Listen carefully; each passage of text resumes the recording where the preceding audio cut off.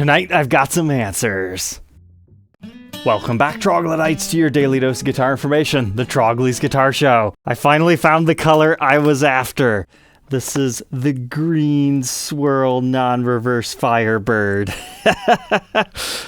So, unbeknownst to me, I was actually buying all these guitars from the exact same guy. If you happen to have missed our previous episodes, I first found this one on Reverb a couple of months ago that put these back on my radar, that the swirl non-reverse Firebirds are pretty cool, even though it's one of my least favorite Gibson body shapes, and most people tend to agree. But then about a month later, this one shows up on eBay, and I just thought, oh, is my review that made this guy realize, hey, maybe I should put this one up. That happens all the time. Now, it's kind of a weird situation where it was then listed on Reverb, and I eventually bought it on eBay in a strange twist of events, but you can check out the full review and demo if you want to learn more about that tale. But on the off chance, I messaged the seller, man, now I just need the green one, then I got the complete set. Because you never know what people are going to have, and sometimes it helps to bring that up.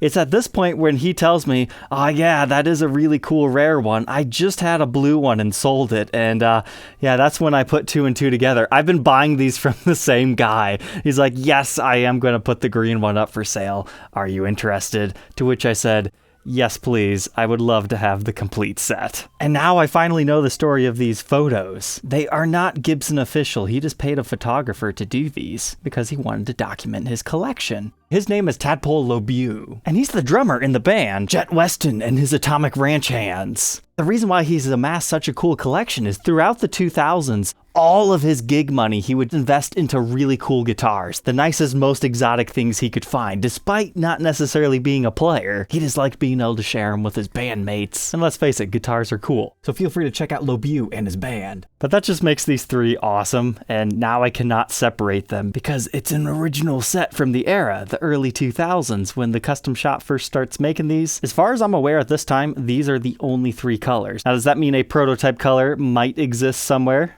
Perhaps. But I was able to get more information from a viewer of the show who also has one of these. The dealer he had sourced it from said that they made 25 of them. Now, whether or not that's true, we'll have to find out. And was that 25 of each color or the whole run? I don't have the full information. But we can at least confirm a handful of each color, because the artist Johnny A also had one of these green swirl ones at one point in time, and he had it for sale. We talked about that in the blue episode. And I fell in love with the green color at that time because it looked like a watermelon. Sadly, this one does not have the watermelon stripes. It's not my favorite, unfortunately, but I couldn't pass up the opportunity to have a set. This one looks more like wilted cabbage to me, but hey, it's still within the fruit and veggies theme, so I guess that makes me a little bit happy. But my wife suggests that it gives a soda pop vibe, like Mountain Dew or Vintage Surge, just without the red. But now we know why the frets are all corroded on all of these. They haven't been played seriously ever, and they've just sat in their cases, so we'll be able to get this one all cleaned up today. But for the foreseeable future, this will conclude our non-reverse swirled Firebirds. So let's go ahead and throw this one onto the workbench to get it cleaned up.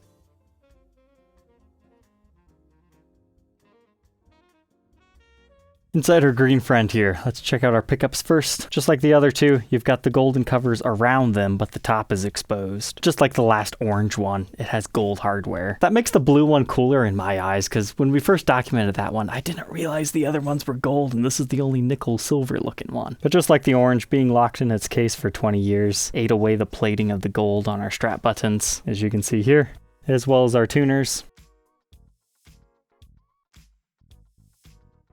Let's check out the innards. The routes look exactly the same as the previous two. You can see how they put the neck in there, and you've got the routes in here to put the legs of the humbuckers in.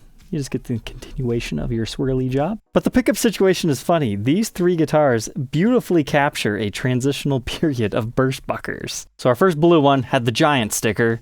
The orange one had one smaller sticker with the PAF water decals on both. This one does not have the white stickers yet, but remember how I thought I saw an M in the bridge pickup cavity on the orange one? It just hit me. That's actually a 3, because this one doesn't have the white sticker, but it does very obviously have a 2. So the pickups are the same in all three, burst bucker 2 and 3. And here you can see our throughway toggle switch and the backside of our metal pick guard. with our white Firebird on the outside. As far as our pickup readings within the circuit, 8.46 in the bridge position, neck 8.13, middle position 4.17, and then don't forget these do have a coil split switch because they're meant to be like a hot rodded vintage original that got a cool new finish and humbuckers put in it. So your middle becomes 2.17, bridge in half mode is 4.46, and then the neck 4.19. But as a historic reissue, we have a true ABR1 bridge with wire retainer, mounted historically with a post in the body but no studs. And here's our freshly polished up full weight tailpiece. And then check out our knobs. I'm not sure I did a good job last episode. There's actually a little notch in them, which is helpful to know where you are, but then you have to learn that this is 0 and this position's 10. But they were machined out right here for a screw, so that's how they attach to the pot. But these ones are gold, unlike the chrome looking ones of the blue. And it's neck volume, neck tone, bridge volume, bridge tone, with your coil split and the output jack on the front. Now let's take a second to appreciate our crazy green paint scheme here. Spinach, cabbage, green lava lamp, whatever you want to say. You've got some interesting patterns. It's mainly black and green though. However, there is a little bit of white mixed in, but we'll see that a little bit more predominantly on the back. This would look really cool with like an orange pick guard, because then you get like Nickelodeon slime time vibes. Just give yourself an orange strap. So let's move on from our mahogany body with our mahogany neck to our rosewood fretboard. Sometimes I don't think you guys get to appreciate the cleaning process as much as you should, so here's what the frets looked like before I did anything. Here's a fun 50-50 shot with every other one cleaned. And now after the full polish has been completed. Now, unlike our orange one, this board is ridiculously even in tone. It doesn't have a lot of streaking going on, but you've got your regular dot inlays. And of course, you also get that cool effect where you've got your side markers on the neck covered over in paint, because that's how they did these. Same thing is true for the top of the nut and the edge of the nut. And if you look really close enough, you can see you've got like small paint nibs on this one. That's funny. However, not all of them have that on this one, so the paint must not have ran over as much on this example. And some areas of the fret seem to have been overly shaven down towards the edge, like they were actually trying to get rid of it.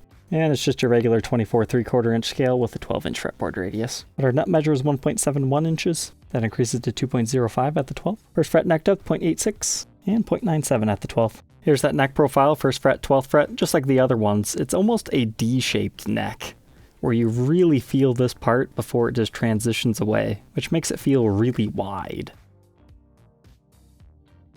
Moving to the face of our headstock, here's what it looks like without the giant truss rod cover on it. Just more of the green swirly stuff. Our truss rod's perfect on this one, moves easily. And now onto the back where you can see your pattern without any obstructions. But here's what I was talking about. You see this? There's just a random white splotch there. That's not like buffing compound or anything. It's actually in the finish. And I'm wondering if that was a mistake, because there's only one other area that has that. And it's right up here on the headstock. It's like the paint didn't get mixed enough or something.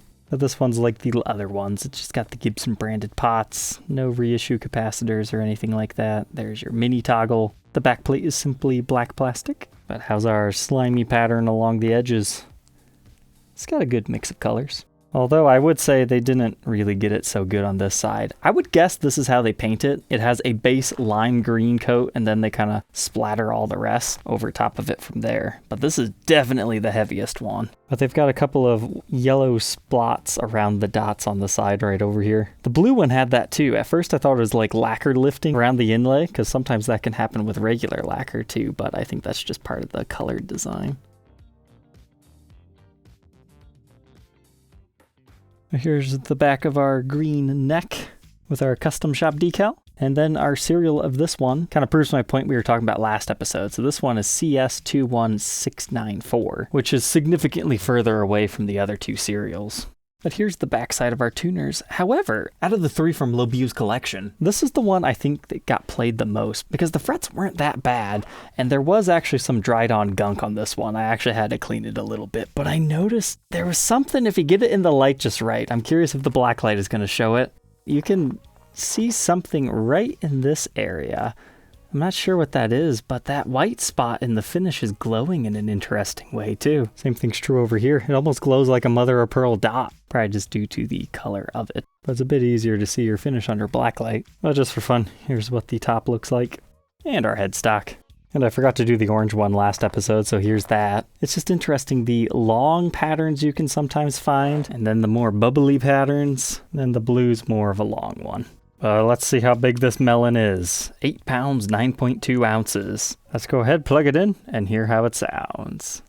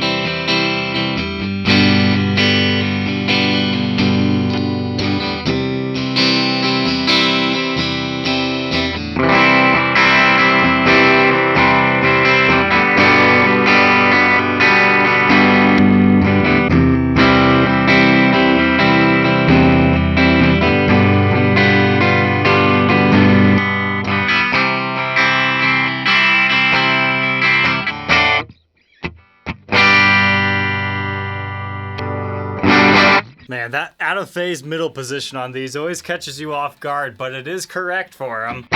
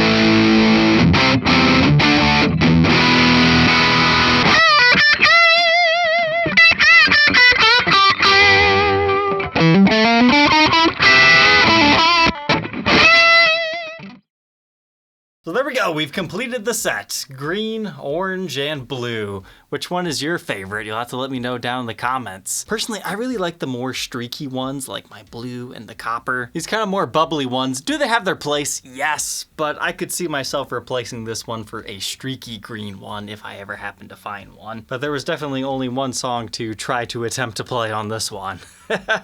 Overall, the non-reverse Firebird, it kind of grows on you the more you play it.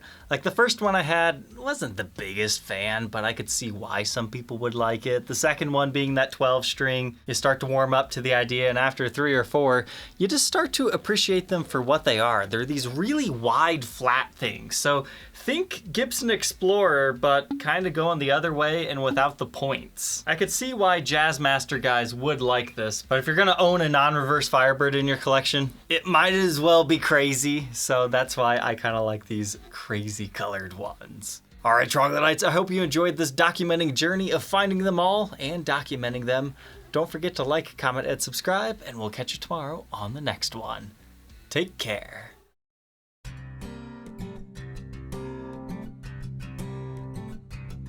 you're looking for more Firebird fun, you might check out the iBird.